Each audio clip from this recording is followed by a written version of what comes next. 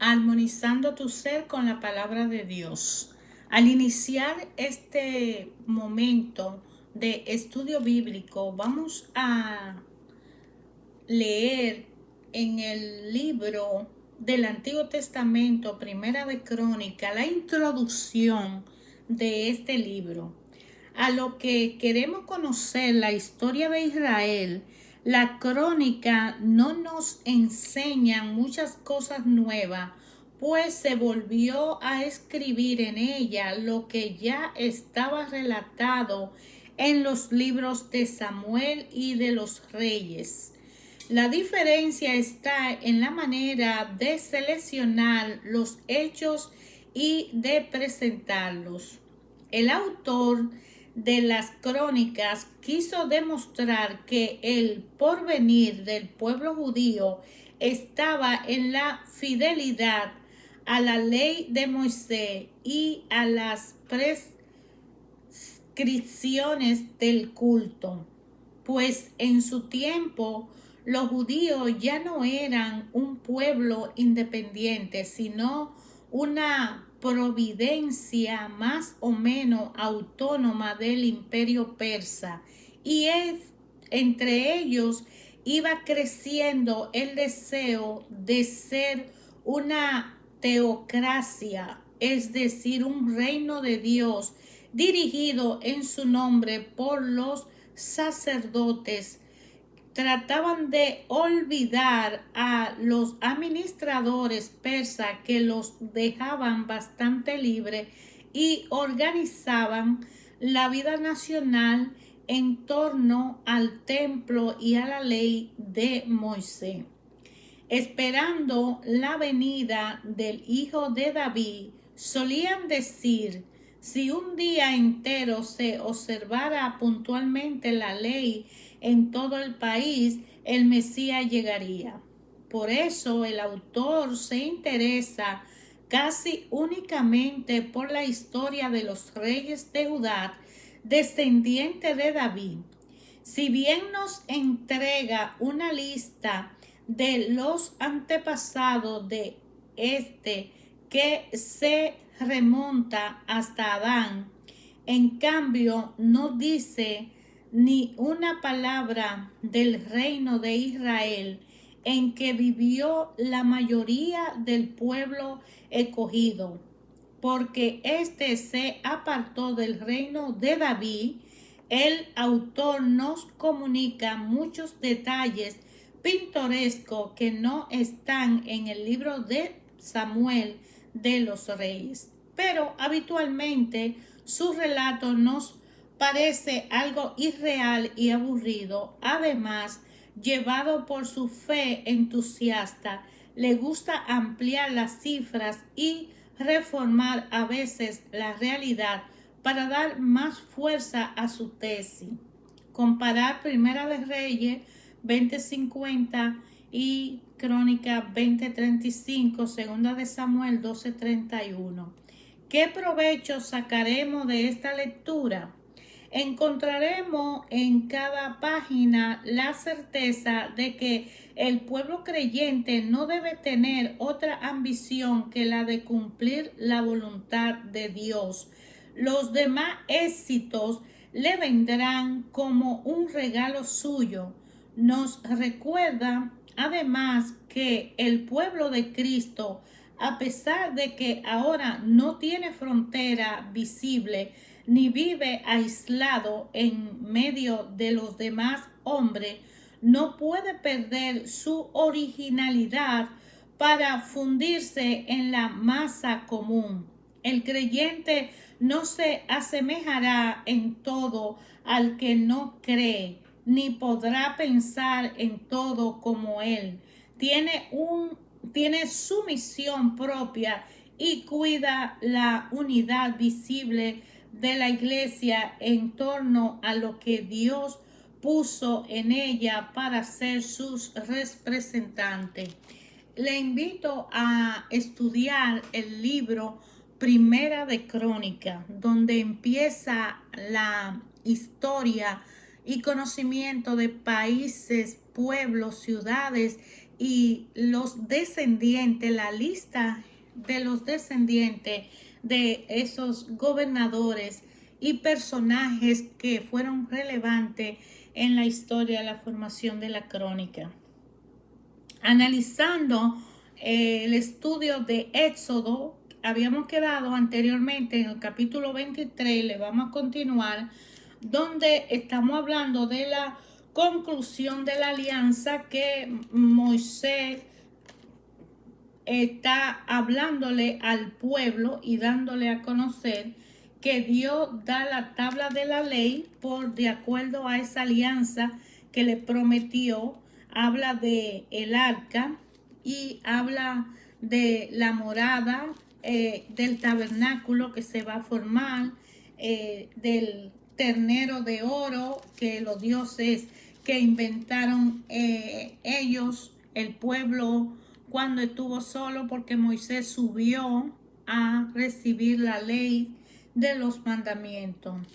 Además, vamos a estudiar o a leer el análisis que se hizo de los capítulos 23 hasta el 40, hablando sobre el perdón de Yahvé a su pueblo, la tienda de la cita, Yahvé pasa ante Moisés, y así la ley de la alianza que Dios hace con su pueblo. Yo le invito a elegir la Biblia de su preferencia para que puedan estudiar y leer los capítulos de los cuales vamos a leer ahora el análisis de ellos, pero no estamos leyendo los capítulos. Le invito, es una tarea para que usted pueda, eligiendo la Biblia de su preferencia, enriquecer su conocimiento de la hermosa historia cuando Dios decide crear leyes para regir a aquellos que decidan seguirle. En el capítulo 23 dice el análisis que está hablando de que prácticamente Moisés está lidiando con el pueblo con relación al decálogos, que son el conjunto de leyes que se está enviando desde lo alto de la divinidad del Padre a su pueblo hasta la tierra. Estoy enviando a mi ángel delante de ti. Es muy difícil hablar bien de la providencia de Dios con nosotros.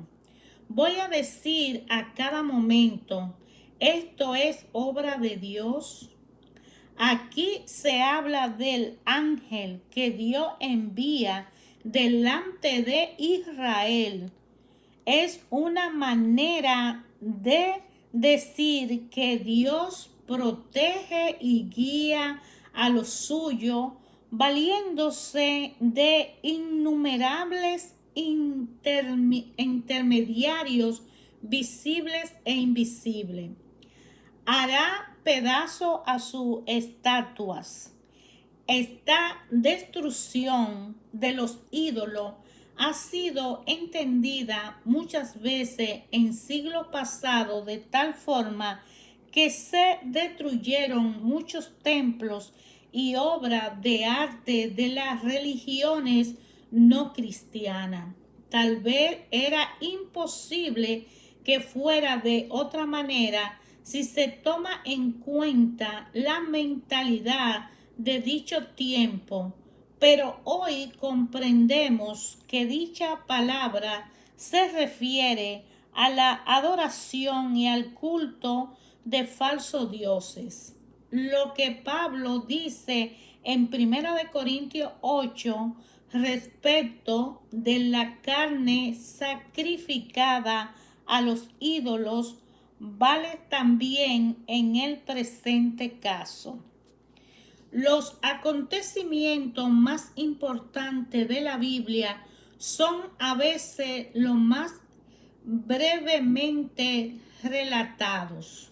Al pie del monte Sinaí se firma la alianza que regirá la vida de Israel, pueblo de Dios solamente 6 siglos después, los profetas, al ver la continua violación de dicho pacto por parte de su nación, empezaron a anhelar y a anunciar una nueva alianza en la cual Dios cambiaría la mente y el corazón de sus fieles para que los sirvieran sin falta ni infidelidades. Vea a Jeremías 31:31.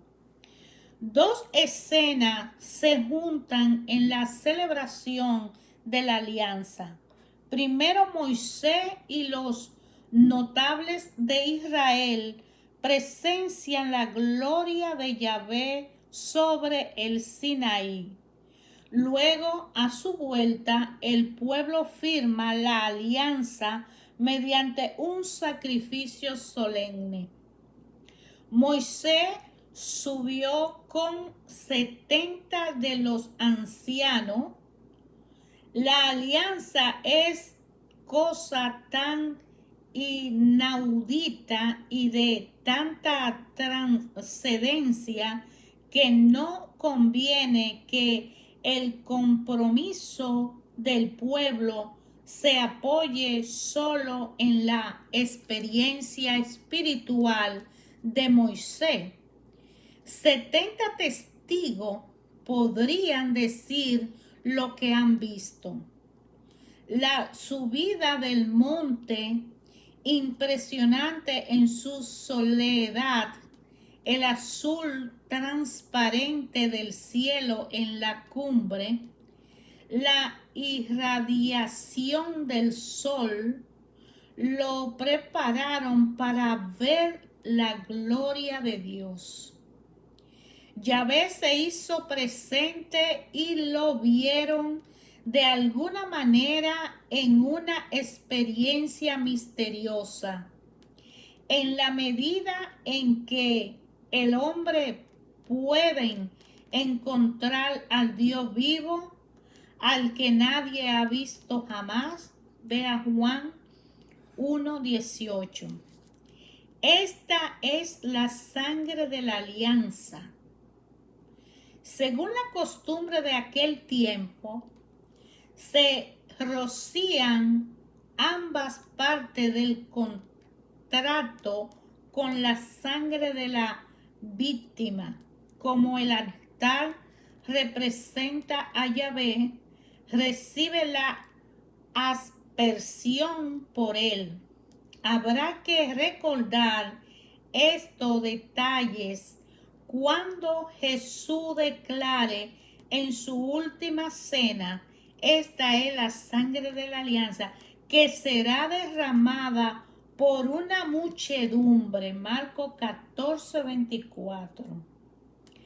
Con la tabla de piedra, el pueblo guardará un recuerdo de la cita del Sinaí. Estarán con otros recuerdos del tiempo del desierto en un mueble de madera preciosa llamado Arca de la Alianza. Con el desgaste del tiempo, los hijos de Israel van a olvidar el compromiso que originó la tabla de la ley. Considerarán el arca como un objeto milagroso que debe traerle la protección de Dios. Primera de Samuel 4:4. Entonces perderá su razón de ser y Dios permitirá que desaparezca en medio de la catástrofe nacional. Según el relato más antiguo, Moisés escribió en la tabla por mandato de Dios, Éxodo 34:28. Los relatos más tardíos amplían el asunto según suelen hacerlo la escritura era la de Dios. Esta contradicción no nos debe preocupar, sino que al contrario, ella nos ayuda a comprender lo que es la inspiración de Dios en la Biblia. Sabemos que la Biblia es a la vez palabra de Dios y palabra de los que la escribieron, de cada uno según su estilo, su nivel cultural y su temperamento. Hemos ya visto muchos detalles extraños, ideas primitivas que son las marcas de un siglo y de una cultura. Afirmaciones en un lugar deben ser equilibradas por otras en otro libro. Enseñanzas válidas para un tiempo serán corregidas cuando el pueblo haya progresado.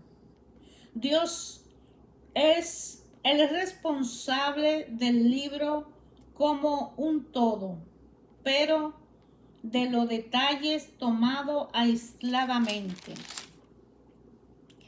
La continuación del relato se cuenta en los capítulos 32-34 que fueron puestos artificialmente en el lugar que ahora ocupan en la Biblia, con el fin de separar los capítulos 25-31 en que Yahvé ordena la construcción del santuario y los capítulos 35-40 en que Moisés construye el santuario en el libro de Éxodo. El libro de Éxodo representa un desorden aparente, pero eso se debe al hecho de que quiso ordenar elementos de época muy distinta. Las tradiciones antiguas dicen claramente lo que eran los mandamientos de la alianza, justicia y servicio del Dios único. Pero mucho más tarde, cuando los judíos volvieron del desierto, consideraron que el culto celebrado en el templo de Jerusalén era el primer deber de la nación. Fue entonces cuando insertaron esos largos capítulos 25-31 y 35-40 para indicar que ese culto ya estaba en el núcleo de la revelación de Dios a Moisés. Todavía recordaban cómo en el desierto una tienda guardaba el arca de Dios. El arca era una caja de madera preciosa que contenía las tablas de piedra en la que se había grabado la ley, junto con un poco de maná y otros recuerdos de la maravilla que Dios hizo en el desierto. Cuando los sacerdotes de Israel redactaron los presentes capítulos, el arca se guardaba en el templo de Jerusalén, y le agradó pensar que la tienda del desierto había tenido alguna semejanza con el templo. Pensaban que Moisés había fabricado esa tienda siguiendo los detalles de las instrucciones del mismo Dios. Así como Adán desobedece desde el principio, también Israel, después de recibir la ley, ya empieza la convivencia difícil de Israel con su Dios. Él amenaza, castiga y luego perdona. Pero cuando pasen los años, el pueblo no dejará de pecar. Entonces los profetas se convencerán que al hombre en la tierra no le basta una ley, sino que necesita un corazón nuevo. Ver esto en la nueva alianza en Jeremías 31:31. En las primeras generaciones después de Moisés no había un decálogo, sino varios formularios redactados en momentos en lugares diferentes. Su fin era mostrar la exigencia de la alianza y las reglas dadas por Moisés. El primero y más conocido en él del capítulo 20, pero aquí tenemos otro más antiguo, a diferencia de nuestro decálogo más reciente y dominado por una exigencia de justicia. Estos 10 mandamientos del capítulo 34 existían antes que nada en obligaciones, fiestas y ritos que mantenían en el israelita el sentido de su identidad religiosa en un ambiente religioso para su fe. También en los tiempos antiguos se guardaban por lo menos 2 relatos de la ascensión de Moisés al Sinaí. Esto nos explica tal vez que Moisés sube y recibe la ley, baja y rompe las tablas y vuelve a subir. Este artificio literario permitía salvar los 2 relatos de la ascensión de Moisés y ubicar en los 2 encuentros los 2 decálogos más importantes. La piel de su cara se había vuelto radiante por haber hablado con Yahvé. Ese siglo exterior delata la transformación profunda obrada por Dios en aquellos que se presentan ante Él a cara descubierta. Este detalle será reinterpretado en Marcos 9:2 y segunda de Corintios 3:12-18.